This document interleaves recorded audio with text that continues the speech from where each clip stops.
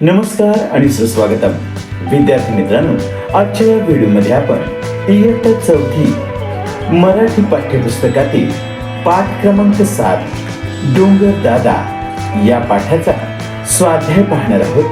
प्रश्न व त्यांची उत्तरे जाणून घेणार आहोत.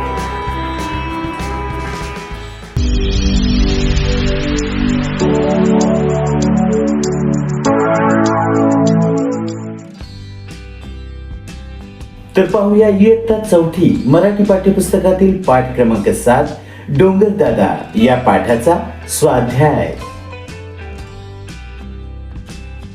प्रश्न क्रमांक 1, का ते लिहा. 1. डोंगर दादा दुःखी होता कारण.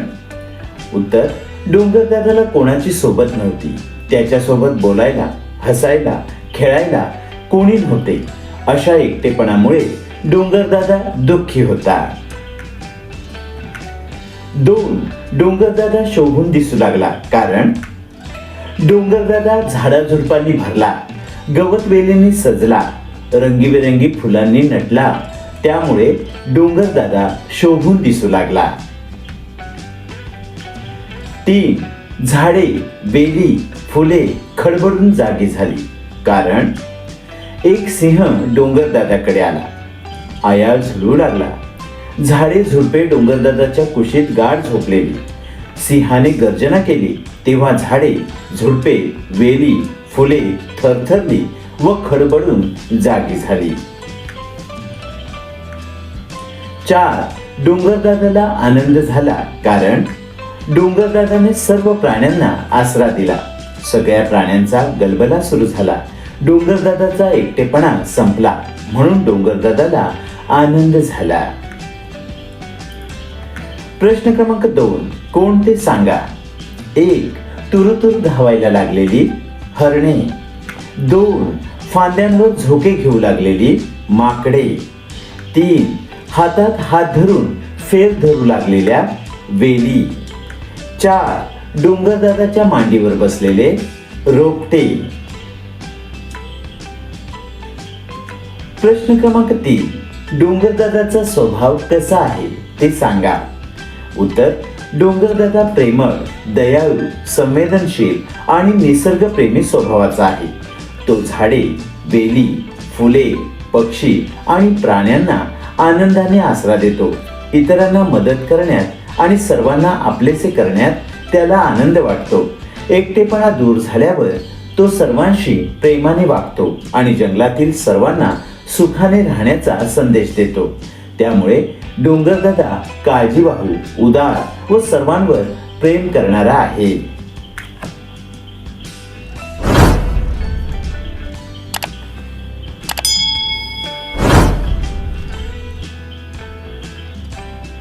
प्रश्न क्रमांक 3, विचार कर व लिही. 1. उन्हाळ्यात दिसणारे डोंगर व पावसाळ्यात दिसणारे डोंगर फरक सांगा.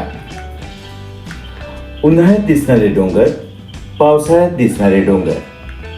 उत्तर, उन्हाळ्यात दिसणारे डोंगर ओसाड व रखरखीत असतात. पावसाळ्यात दिसणारे डोंगर हिरवेगार व सुंदर दिसतात. झाडे, गवत, वेली कमी असतात तर पावसाळ्यात झाडे, गवत, वेली, फुले भरभरून असतात. उन्हाळ्यात वातावरण कोरडे व उष्ण असते तर पावसाळ्यात वातावरण थंड, आल्हाददायक व प्रसन्न असते. उन्हाळ्यात पक्षी व प्राणी कमी दिसतात. पावसाळ्यात पक्षी, प्राणी व फुलपाखरे मोठ्या प्रमाणात दिसतात. प्रश्न क्रमांक 5, कोण कोणास म्हणाले ते सांगा. 1. डोंगरदादा राहू का मी इथं, असे एक छोटेसे रोपटे डोंगरदादाला म्हणाले. 2. वा वा, राहा की खुशाल, असे डोंगरदादा छोट्याशा रोपट्याला म्हणाला. 3. काय झालं रे बाबा, एवढ्या मोठ्याने असा का ओरडतोस, असे डोंगरदादा सिंहाला म्हणाला. 4. पाहिलं तुमचं रान आणि हरपलं माझं भान, असे सिंह डोंगरदादाला म्हणाला. 5. हो हो, अगदी आनंदानं, असे डोंगरदादा सिंहाला म्हणाला.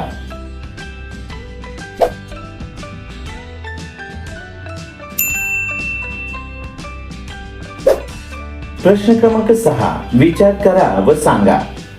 1. डोंगरदादा नेहमी आनंदी राहावा यासाठी तुम्ही काय कराल? उत्तर: डोंगरदादा नेहमी आनंदी राहावा यासाठी मी भरपूर झाडे लावीन आणि त्यांची काळजी घेईन. जंगलातील झाडे तोडणार नाही, परिसर स्वच्छ ठेवीन व प्रदूषण होऊ देणार नाही. पक्षी व प्राण्यांचे संरक्षण करीन. निसर्गाचे जतन करून डोंगरदादाला नेहमी हिरवागार आणि आनंदी ठेवण्याचा प्रयत्न करीन. 2. डोंगरदादाचे रक्षण करणे आवश्यक का आहे? उत्तर: डोंगर हे निसर्गाचे अमूल्य वरदान आहे. डोंगरांमुळे पाऊस, झाडे, वन्यजीव आणि पाण्याचे स्रोत टिकून राहतात. त्यामुळे डोंगरावरील झाडे तोडू नयेत आणि जंगलाचे संरक्षण करावे. डोंगरांवर कचरा टाकू नये व प्रदूषण टाळावे. डोंगराचे संवर्धन करणे ही प्रत्येक नागरिकाची जबाबदारी आहे. डोंगराचे रक्षण केल्यास निसर्गाचा समतोल कायम राहील व पर्यावरण सुरक्षित राहील. प्रश्न क्रमांक 7, तर काय झाले असते ते सांगा. 1. जर डोंगरदादाने प्राण्यांना आश्रय दिला नसता तर? उत्तर: जर डोंगरदादाने प्राण्यांना आश्रय दिला नसता तर प्राण्यांना राहण्यासाठी सुरक्षित जागा मिळाली नसती. ते भटकत राहिले असते आणि अनेक संकटांना सामोरे जावे लागले असते. जंगलही गजबजले नसते आणि निसर्गाचे सौंदर्य कमी झाले असते. त्यामुळे डोंगरदादाही पुन्हा एकटा आणि दुःखी झाला असता. 2. डोंगरदादाकडे प्राणी पक्षी आले नसते तर? उत्तर: जर डोंगरदादाकडे प्राणी पक्षी आले नसते तर डोंगरदादा खूप एकटा आणि दुःखी राहिला असता. जंगलात चैतन्य आणि आनंद दिसला नसता. पक्ष्यांचा किलबिलाट आणि प्राण्यांचा वावर नसल्यामुळे डोंगर ओसाड वाटला असता. जंगलाचे सौंदर्यही कमी झाले असते. प्राणी पक्ष्यांमुळेच डोंगरदादा आनंदी झाला आणि जंगल पुन्हा जिवंत झाले. 3. जिराफाची मान आखूड असती तर? उत्तर: जर जिराफाची मान आखूड असती तर त्याला उंच झाडांची पाने खाता आली नसती. अन्न मिळवण्यासाठी त्याला खूप अडचण आली असती. त्याचे जगणे कठीण झाले असते. 4. जर सिंह गर्जना करायला विसरला तर? उत्तर: जर सिंह गर्जना करायला विसरला तर जंगलातील इतर प्राण्यांना त्याच्या उपस्थितीची जाणीव होणार नाही. सिंहाचे सामर्थ्य आणि धाक कमी वाटेल. जंगलात शांतता राहील आणि प्राणी निर्धास्तपणे वावरतील. त्यामुळे जंगलातील नैसर्गिक समतोलावरही काही प्रमाणात परिणाम होऊ शकतो. प्रश्न क्रमांक 8, या कथेत आलेल्या पात्रांच्या आधारे स्वतःच्या कल्पनेने गोष्ट तयार करा व शीर्षक द्या. उत्तर: शीर्षक: डोंगरदादाचा वाढदिवस. कथा: एके दिवशी जंगलातील सर्व प्राणी आणि पक्ष्यांनी डोंगरदादाचा वाढदिवस साजरा करण्याचे ठरवले. ससा, हरिण, माकड, मोर, चिमणी आणि हत्ती यांनी जंगल फुले पानांनी सजवले. कोकिळेने गोड गाणी गायली आणि मोराने सुंदर नृत्य केले. सर्वांनी मिळून डोंगरदादाला हिरव्या झाडांची भेट दिली. झाडे लावल्यामुळे डोंगरदादा खूप आनंदी झाला. त्याने सर्व प्राणी पक्ष्यांचे आभार मानले आणि म्हणाला, आपण सर्वांनी मिळून निसर्गाचे रक्षण करूया. त्या दिवसापासून जंगल अधिक हिरवेगार आणि आनंदी झाले. या कथेचे तात्पर्य: झाडे लावा, निसर्ग वाचवा आणि सर्वांशी प्रेमाने वागा. प्रश्न क्रमांक 9, खालील संवाद पूर्ण करा. सिंह म्हणाला, जंगलदादा, खूपच उष्णता वाढली. आम्हाला विश्रांतीसाठी सावली कमी पडत आहे. आता तुम्ही यावर उपाय सांगा. जंगलदादा, तुमचं सारं बरोबर आहे, पण आता माझंच अस्तित्व धोक्यात आलं आहे. सिंह, असं का म्हणत आहात जंगलदादा? आम्ही सर्व प्राणी मिळून तुमचे रक्षण करू. कोणालाही झाडे तोडू देणार नाही. जंगलदादा, खूपच छान. तुम्ही सर्वांनी झाडे लावली आणि त्यांची काळजी घेतली तर मी पुन्हा हिरवागार होईन. सिंह, आजपासून आम्ही जंगलाचे संरक्षण करू आणि सर्वांना झाडे लावण्याचा संदेश देऊ. डोंगर, तुमच्या सहकार्यामुळे माझे सौंदर्य आणि जंगलाचे वैभव कायम राहील. सारे झाडे लावा, झाडे जगवा, निसर्ग वाचवा. प्रश्न क्रमांक 10. रिकाम्या जागी कंसातील योग्य शब्द लिहा. दिलेले शब्द: बुटकी, गोड, थंड, सुंदर, ढिटुकल्या, दाट, रंगीबेरंगी, मधुर. टिंब वेली, ढिटुकल्या वेली. टिंब झुडपे, बुटकी झुडपे. टिंब फळे, गोड फळे. टिंब हवा, थंड हवा. टिंब झाडी, दाट झाडी. टिंब मध, मधुर मध. टिंब फुले, रंगीबेरंगी फुले. टिंब हरणे, सुंदर हरणे. प्रश्न क्रमांक 11. शब्दसाखळी तयार करा. 1. पाऊस, सम, मान, नाक, काम, मन. आ. रंग, गीत, ताल, लाडू, डमरू, राजहंस. ई. मध, धाडस, साप, पकड, डास, साखर. तर विद्यार्थी मित्रांनो, अशा प्रकारे शब्दसाखळी आपण पूर्ण केली आहे. प्रश्न क्रमांक 12. खालील वाक्प्रचारांचा वाक्यात उपयोग करा. अ. भान हरपणे. वाक्य: जादूचे खेळ पाहताना रामूचे भान हरपले. आ. आसरा देणे.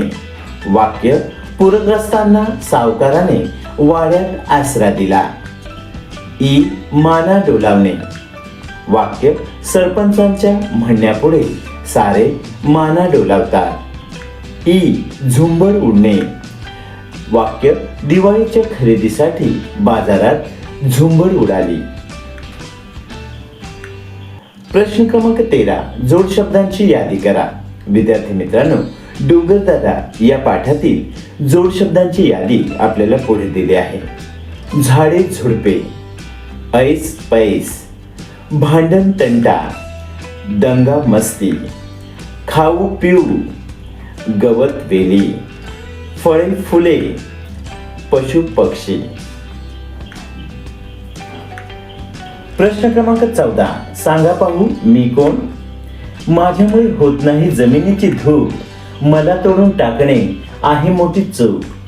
ना चालतो ना बोलतो, एका जागी मी उभा, माझ्या अंगावर भरते पाखरांची सभा. सांगा पाहू मी कोण. उत्तर: झाड. प्रश्न क्रमांक 15. चित्रांशी संबंधित म्हणी ओळखा.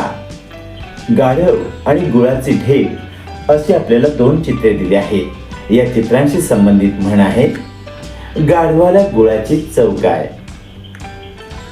पुढील चित्र आहे कोल्हा आणि काकडी. या चित्रांशी संबंधित म्हण आहे: कोल्हा काकडीला राजे. तर विद्यार्थी मित्रांनो, अशा प्रकारे आजच्या या व्हिडिओमध्ये आपण इयत्ता 4थी मराठी पाठ्यपुस्तकातील पाठ क्रमांक 7 डोंगरदादा या पाठाचा स्वाध्याय पाहिलेला आहे. प्रश्न व त्यांची उत्तरे जाणून घेतली आहेत. विद्यार्थी मित्रांनो, शिकू मराठी चॅनलचा डोंगरदादा या पाठाच्या स्वाध्यायाचा हा व्हिडिओ जर तुम्हाला आवडला असेल तर व्हिडिओला लाईक शेअर नक्की करा. शिकू मराठी या आपल्या चॅनलला प्रथमच भेट देत असाल तर चॅनलला सबस्क्राईब करा. शिकू मराठी चॅनलचे असेच नवनवीन शैक्षणिक व्हिडिओ तुमच्यापर्यंत सर्वात आधी पोहोचण्यासाठी नोटिफिकेशन बेल ऑल वर क्लिक करा. विद्यार्थी मित्रांनो, डोंगरदादा या पाठाच्या स्वाध्यायाचा हा व्हिडिओ तुम्ही पूर्ण पाहिला त्याबद्दल धन्यवाद.